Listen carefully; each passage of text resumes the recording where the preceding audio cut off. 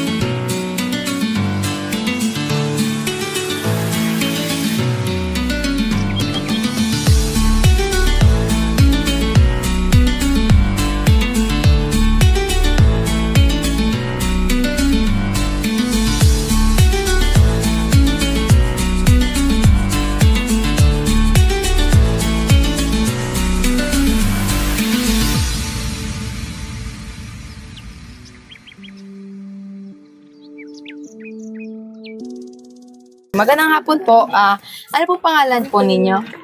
Irene Fortuna. Irene. Ayan, ilang taon na po kayo po? 32. Yung asawa niyo po, ilang taon na rin po siya? 36. Ano po, nagkakaabalahan niyo po, hanap buhay, ganun po? Ayan, manok, baboy. Tapos nagko-construction yung asawa ko. May anak po ba kayo? Bali iniwan ng pamangkin ko sa akin. Ay, Ako yung nag-aalaga. Okay po. Pamangkin niyo po kasi kayo po nag-aalaga. Apo ko sa pamangkin. Apo na po. Ayan po. So, isa lang po siya po. Isa lang, babae. Babae. Nag-aaral po siya. Kinder. Kinder.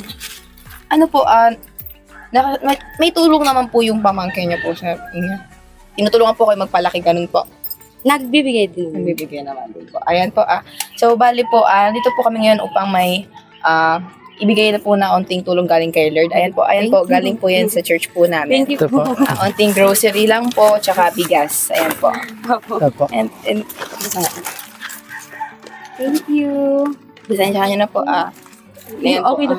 Thank you po sa inyo. Ayan po. Ano ba? So, ayan po. Meron po ba kayong mga gusto natin ipag-pray? Ganyan po. Meron po kayong gusto ipag-pray natin? Sa health lang ng asawa ko, tsaka sa Financial po. Ayan po. Wala naman po kayong mga sakit, ganyan po. Wala naman po. Malakas po. Malakas pa. And so, ayan po. Tawagin po si Brother Redian para mag-pray po. Sige po. Yung husband niyo po, nagko-construction po ang... Apo. Ilan po yung anak niyo po? Yun po yung nalagaan ko, isa lang. Isa lang. Sige po. Sige po, layahan po natin si Sister Irene. Irene po, tama po. Sige po, tayo po pumikit at panalangin. Nakilang Diyos na makapangyarihan sa lahat. Nagpupuri kami ngayon, nagpapasalamat. Nandito po kami ngayon sa aming kapatid na si Sister Irene, na kung saan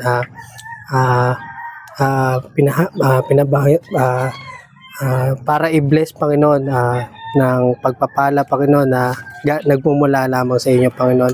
Panginoon, we pray, Panginoon, sa asawa niya po na may trabaho construction. Panginoon, patuloy na i-bless niyo po siya, pag-iingat sa trabaho, Panginoon.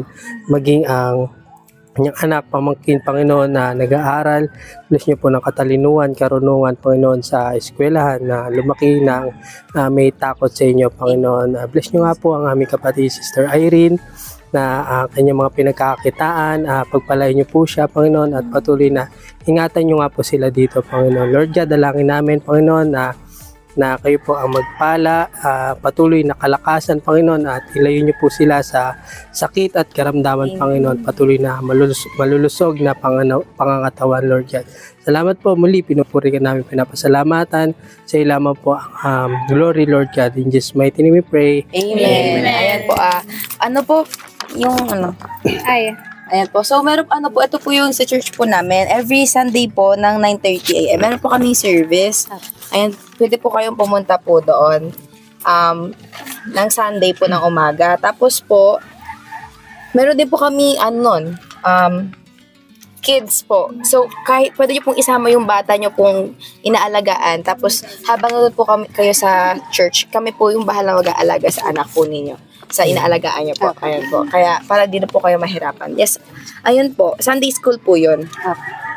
Tapos po, sinasabay po namin siya sa Sunday service. Tapos po, ito po yung, YouTube po namin kung gusto nyo pong makita yung mga videos po namin. Thank you po. Thank you po pala. Thank you po. God bless po. See you po sa Sunday. Maraming salamat. Hi mga ka-servants! Kaya ayun, nakita nyo po ang sitwasyon dito ng ating mga kapatid dito sa Starfish. Kaya naman ay patuloy tayong manalangin dahil ang panalangin po ay tiyak matutulungan sila para i-share po natin muli ang mga love gift, mga blessing na galing sa Panginoon. Amen! Bye!